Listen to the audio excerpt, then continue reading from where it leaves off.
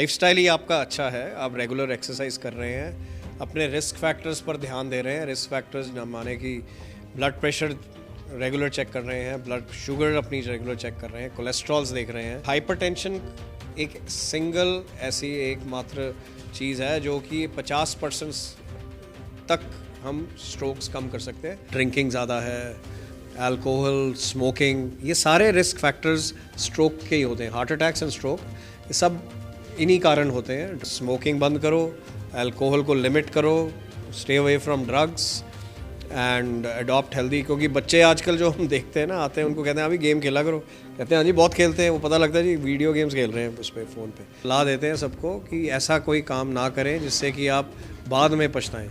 ये माना जाता है कि मे बी ब्लड प्रेशर थोड़ा आपका बढ़ जाता है, खासकर अगर आप ज़्यादा ठंडे मौसम को एक्सपोज करें अपने आप को और प्रोटेक्ट ना किया हो, तो उसकी वजह से मे बी स्लाइट इंक्रीज़ देखा जाता है, बट एज सच कोई मेजर चेंज हम नहीं देख रहे हैं। नमस्कार, आप देख रहे हैं पंजाब केसरी टीवी। आज हमारे साथ हैं पीजीआई के न्यूरोलॉजिस्ट डॉक्टर धीरज खुराना। उनसे बातचीत करते हैं। यंगर जनरेशन में भी स्ट्रोक के मामले बढ़ते जा रहे हैं। यंगर जनरेशन की अगर हम बात करें 15 साल से 45 साल तक, उनमें भी स्ट्रोक के मामले बढ़ते जा रहे हैं। डॉक्टर धीरज खुराना, अगर हम बात करें स्ट्रोक के ये मामले यंगर जनरेशन में क्यों बढ़ रहे हैं और इसको लेकर रिसर्च में क्या बात सामने है? सो यंगर जनरेशन में ये नहीं कह सकते कि बढ़ रहे हैं, ये आगे भी थे। ये है कि अब ज़्यादा सामने आ रहे हैं। शुरू से लेकर अब तक हमने ये देखा है कि यंगर स्ट्रोक्स हमेशा ही थे, पर एक कारण थोड़ा सा बढ़ने का ये भी है, maybe there is a slight increase. Exact change हमने अभी स्टडी नहीं किया कि 10 साल पहले और अब में, तब भी देखते थे अब भी देखते हैं। पर एक जो जाना जा रहा है या माना जा रहा है, लाइफस्टाइल बहुत चेंज हुआ है यंगस्टर्स का। जो यंग पॉपुलेशन है वो काफ़ी हद तक अब सिटिंग जॉब्स करती है, आईटी की जॉब्स हैं, वो बैठे बैठे बस कंप्यूटर पे ही बैठना है। देन लाइफस्टाइल में उनके हैबिट्स जो अब which is an obvious thing कि they are into lot of different lifestyle. Drinking ज़्यादा है, अल्कोहल, स्मोकिंग, ये सारे रिस्क फैक्टर्स स्ट्रोक के ही होते हैं। हार्ट अटैक्स एंड स्ट्रोक ये सब इन्हीं कारण होते हैं। Drugs, so these are changing times and changing lifestyles of youth.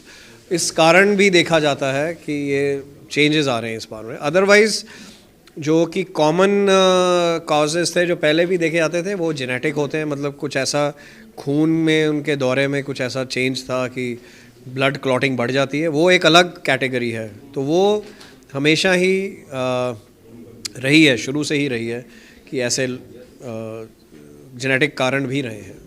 Sir, जब स्ट्रोक आता है किसी को तो उसको कैसे पता चले? एक आपने बात की, फास्ट की बात की, उसका आपने फुल फॉर्म भी बताया, लेकिन इससे पहले प्रिवेंट कैसे किया जा सकता है?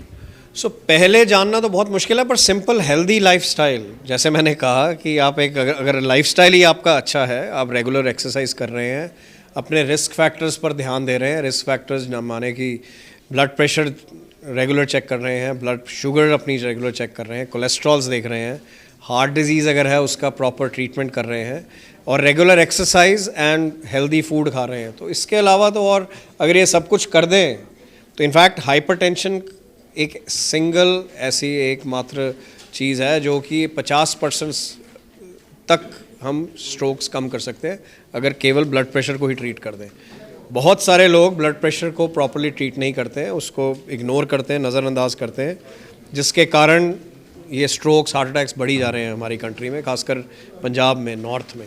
सो ये रिस्क फैक्टर्स को अगर बचे रहें, so उसका समाधान करें एंड लाइफस्टाइल को इम्प्रूव करें, स्मोकिंग बंद करो, अल्कोहल को लिमिट करो, stay away from drugs and adopt healthy. क्योंकि बच्चे आजकल जो हम देखते हैं ना, आते हैं उनको कहते हैं अभी गेम खेला करो, कहते हैं हाँ जी बहुत खेलते हैं, वो पता लगता है जी वीडियो गेम्स खेल रहे हैं उस पर फ़ोन पे।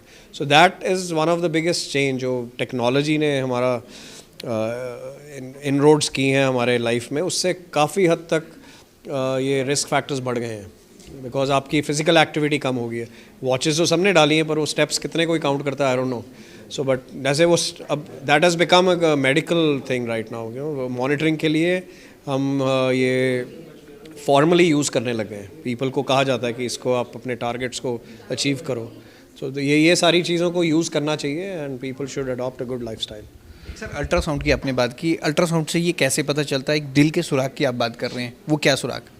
सो ये अल्ट्रासाउंड जो है बेसिकली न्यूरोसोनोलॉजी में हम जितने भी न्यूरोलॉजी से रिलेटेड कंडीशंस में अल्ट्रासाउंड यूज़ करते हैं उसको न्यूरोसोनोलॉजी की फील्ड कहते हैं. सो वन जो बहुत अहम एक इंटरेस्टिंग चीज़ देखी गई है, हार्ट में सुराख, और पेटेंट फोरामेन ओवेल वाली की बात कर रहा हूँ, और भी होते हैं, पर जो स्ट्रोक से इमीडिएटली रिलेटेड माना गया है यंग स्ट्रोक्स में कि अगर वो सुराख पाया जाता है तो हो सकता है, ये नहीं कि ज़रूरी है, बिकॉज नॉर्मल पॉपुलेशन में 30 से 35% एटलीस्ट 25% में देखा जाता है.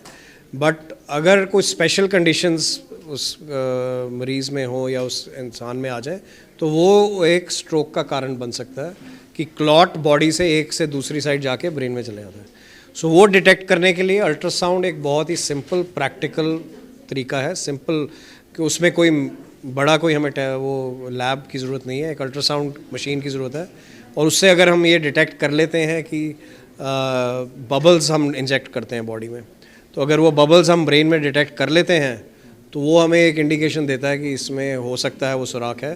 फिर हम फर्दर टेस्टिंग करते होते हैं, जो खास करके जो यंग स्ट्रोक्स हैं या युवक हैं जो स्ट्रोक्स के साथ, तो अगर वो डिटेक्ट हो जाता है देन उसका समाधान भी है, क्लोजर कर सकते हैं ताकि स्ट्रोक्स बार बार ना हो.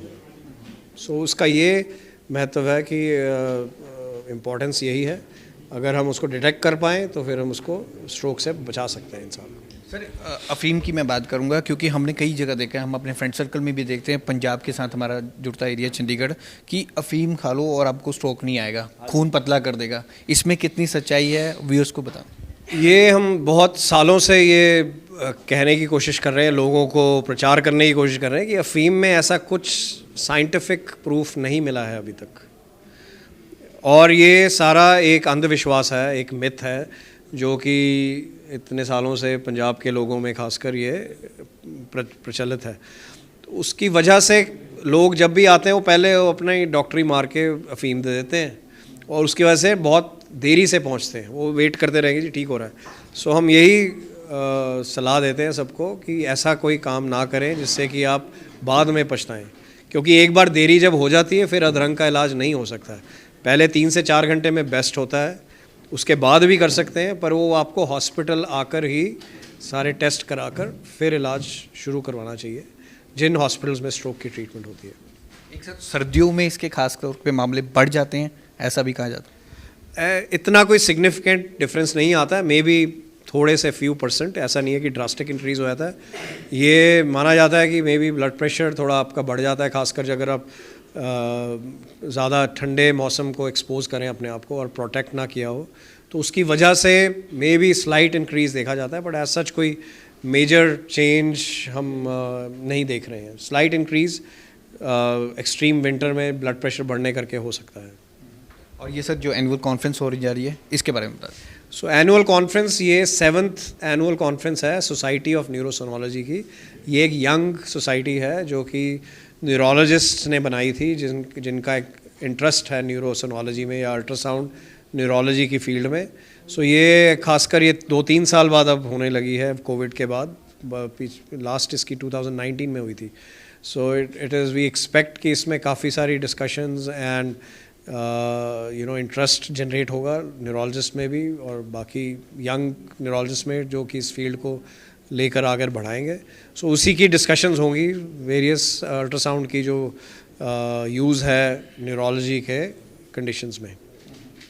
एक सर लास्ट क्वेश्चन है, जो डेरा बस्सी में गुग्गा टब्बी में जो इंजेक्शन लगाया जाता है, लास्ट टाइम भी आपसे बात हुई थी, ज़्यादातर जिन मामलों में स्ट्रोक्स आ रहे हैं पेशेंट अपना ट्रीटमेंट पीजीआई में भी करवा रहा है, लेकिन वो उधर भी जाएगा और 2 इंजेक्शन जरूर लगवाएगा. वो क्या चीज़ है, क्या आपके नोटिस में आई है अभी तक? वो देखो, उसके बारे में मैं क्या कुछ कह तो सकते नहीं है, वो तो लोगों के अंधविश्वास है जी. वो that is not run by any formal specialist और a medical specialist. I would strongly advise the public कि जाने क्या कर रहे हैं, क्योंकि हम किसी को फोर्स तो करते नहीं है. काफ़ी हद तक हमने देखा है कि काफ़ी बार ऐसे आते हैं मरीज़ यहाँ आके भी कहते हैं जी हमने इलाज वहीं कराना है.